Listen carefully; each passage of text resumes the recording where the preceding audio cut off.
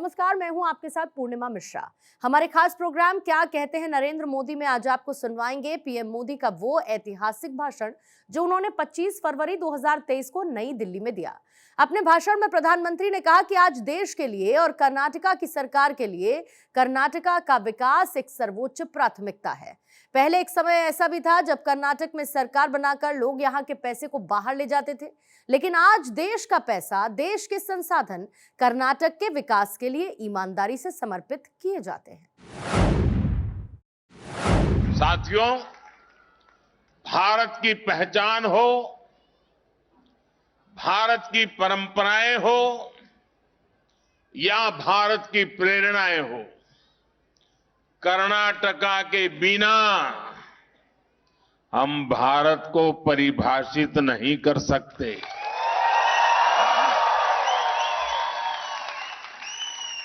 पौराणिक काल से भारत में कर्नाटका की भूमिका तो हनुमान की रही है। हनुमान के बिना न राम होते हैं न रामायण बनती है।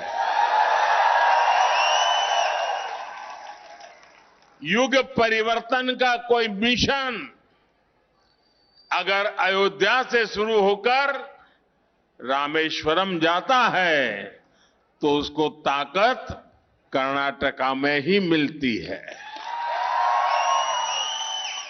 भाइयों बहनों, मध्यकाल में भी जब आक्रांता भारत को तबाह करने का प्रयास करते हैं और सोमनाथ जैसे शिवलिंग तोड़े जाते हैं तो कर्नाटका के देवरा दासिमैया, मादरा चिन्नैया, डोहर कक्कैया और भगवान बसवेश्वरा जैसे संत जन जन को इष्टलिंग से जोड़ देते हैं।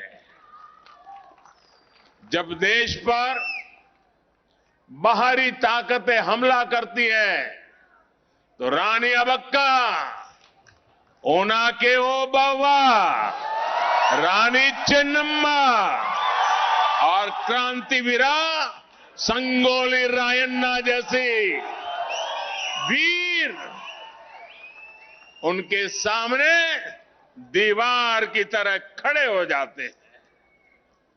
आजादी के बाद भी काशी हिंदू विश्वविद्यालय के पहले वाइस चांसलर महाराजा कृष्णराजा अड़ियर से लेकर फील्ड मार्शल के.एम. करियप्पा और भारत रत्न एम. विश्वेश्वरैया तक कर्नाटका ने हमेशा भारत को प्रेरित भी किया है और आकर्षित भी किया है। और अभी हम पूज्य स्वामी जी से काशी के अनुभव सुन रहे थे। साथियों, कन्नड़ा के लोगों ने हमेशा एक भारत श्रेष्ठ भारत के मंत्र को जिया है। उसकी प्रेरणा उन्हें कर्नाटका की धरती से ही मिलती है। राष्ट्र कवि कुवेंपु की रचना नाड़ा गीते हम अभी सभी ने उसको सुना और पूज्य स्वामी जी ने भी उसकी व्याख्या की। कितने अद्भुत बोल है। जय भारत जननी या तनु जाते, जय है कर्नाटका माते। कितनी आत्मीयता से उन्होंने कर्नाटका माते की स्तुति की है। इसी में उन्होंने कहा है कि वो भारत माता की तनु जाते हैं। इस गीत में भारत भर की सभ्यता का भी वर्णन है और कर्नाटका के महत्व और भूमिका का भी जिक्र है।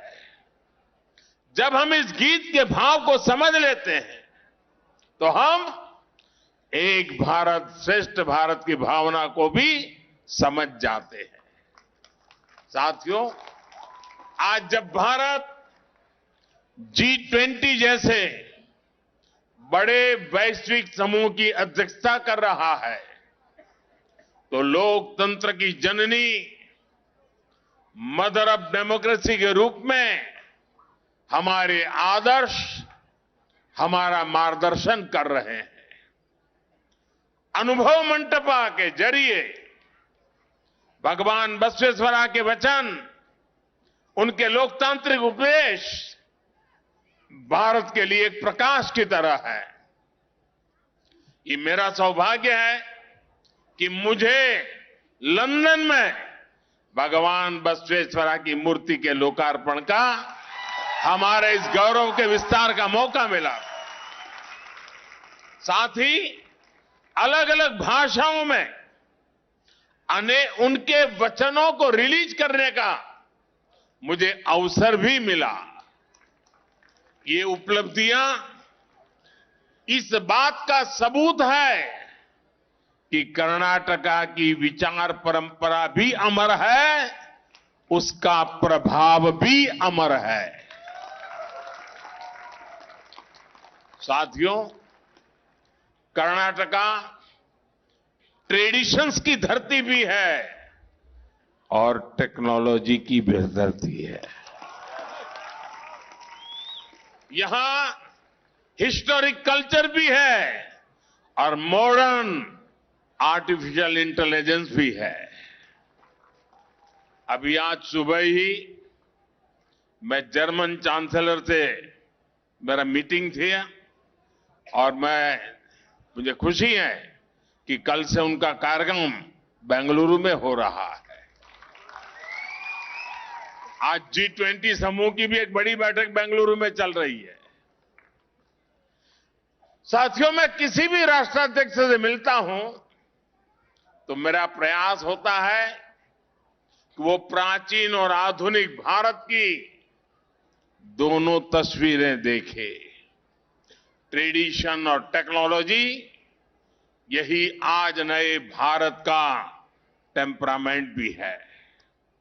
आज देश विकास और विरासत को, प्रोग्रेस और परंपराओं को एक साथ लेकर आगे बढ़ रहा है। आज एक और भारत अपने प्राचीन मंदिरों को, सांस्कृतिक केंद्रों को पुनर्जीवित कर रहा है, तो साथ ही हम डिजिटल पेमेंट के मामले में वर्ल्ड लीडर भी बन जाते हैं। आज का भारत हमारी सदियों पुरानी चोरी हुई मूर्तियों को, आर्टिफैक्ट्स को विदेशों से वापस ला रहा है।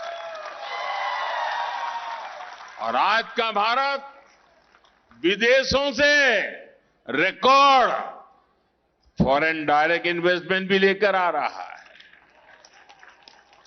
यही नए भारत का वो विकास पथ है जो हमें विकसित भारत के लक्ष्य तक लेकर जाएगा। साथियों, आज देश के लिए और कर्नाटका की सरकार के लिए कर्नाटका का विकास एक सर्वोच्च प्राथमिकता है। पहले एक समय ऐसा भी था जब कर्नाटका में सरकार बनाकर लोग यहां के पैसे को बाहर ले जाते थे, लेकिन आज देश का पैसा, देश के संसाधन कर्नाटका के विकास के लिए ईमानदारी से समर्पित किए जाते हैं। आप देखिए, 2009 से 2014 के बीच केंद्र की तरफ से कर्नाटका राज्य को सालाना 11,000 करोड़ रुपए दिए जाते थे एवरी ईयर, जबकि हमारी सरकार में 2019 से 2023 के बीच अब तक केंद्र की ओर से 30,000 करोड़ रुपए भेजे गए हैं। 2009 से 2014 के बीच कर्नाटका में रेल परियोजनाओं के लिए कुल मिलाकर 4,000 करोड़ रुपए से भी कम खर्च किए गए और एक रेल मंत्री तो कर्नाटका के ही थे। 4,000 करोड़ यानी 5 साल में 4,000 करोड़ रुपए से भी कम, जबकि हमारी सरकार ने इसी बार के बजट में कर्नाटका के रेल इंफ्रास्ट्रक्चर के लिए करीब 7,000 करोड़ रुपए दिए हैं। इस वर्ष की बात कर रहा हूं मैं। नेशनल हाईवेज के लिए भी पिछली सरकार के 5 वर्षों में कुल मिलाकर 6,000 करोड़ रुपए कर्नाटका के लिए दिए गए, लेकिन इन 9 वर्षों में हमारी सरकार ने हर वर्ष 5,000 करोड़ का निवेश कर्नाटका में किया गया। कहां 5 साल में 6,000 करोड़, कहां हर साल 5,000 करोड़। साथियों, हमारी सरकार द्वारा लंबे समय से चली आ रही अपर भद्रा प्रोजेक्ट की मांग को भी पूरा किया जा रहा है। इससे तुमकुरू, चिकमंगलूर, चित्रदुर्ग और दावणगेरे सहित सेंट्रल कर्नाटका के बड़े सूखा प्रभावित क्षेत्र को लाभ होने वाला है। मेरे किसानों का कल्याण होने वाला है। ये विकास की नई रफ्तार कर्नाटका की तस्वीर को तेजी से बदल रही है। आप में से जो लोग दिल्ली में रह रहे हैं, लंबे समय से अपने गांव नहीं गए हैं, आप जब वहां जाएंगे तो आपको आश्चर्य भी होगा, गर्व भी होगा। साथियों, दिल्ली कर्नाटका संघ के 75 वर्षों में उन्नति, उपलब्धि और ज्ञान के उत्कर्ष के कई महत्वपूर्ण क्षण हमारे सामने आए हैं। अब अगले 25 वर्ष और भी महत्व के हैं। अमृतकाल और दिल्ली कर्नाटका संघ के अगले 25 वर्षों में आप कई महत्वपूर्ण काम कर सकते हैं। जिन 2 चीजों पर आप फोकस कर सकते हैं वो है कलिके मत्तू कले, यानी ज्ञान और कला।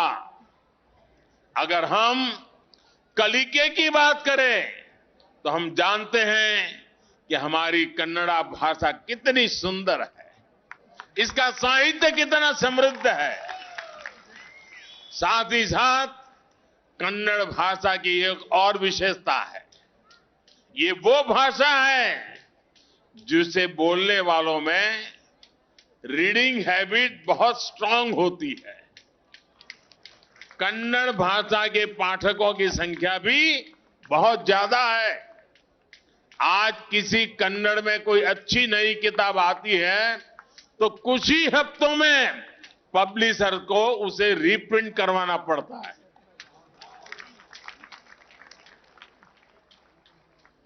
और भाषाओं को ऐसा सौभाग्य नहीं है जो कर्नाटका में है। आप में से दिल्ली में रहने वाले साथी जानते होंगे कि अपने मूल राज्य से बाहर रहने वाली नई पीढ़ी के लिए भाषा की कठिनाइयां कितनी बढ़ जाती है। इसलिए चाहे जगतगुरु बसवेश्वर के वचन हो या फिर हरिदास के गीत, चाहे कुमार व्यास द्वारा लिखित महाभारत का संस्करण हो या फिर कुवेंपु का लिखा रामायण दर्शनम, इस विशाल धरोहर को अगली पीढ़ी तक पहुंचाना बहुत जरूरी है।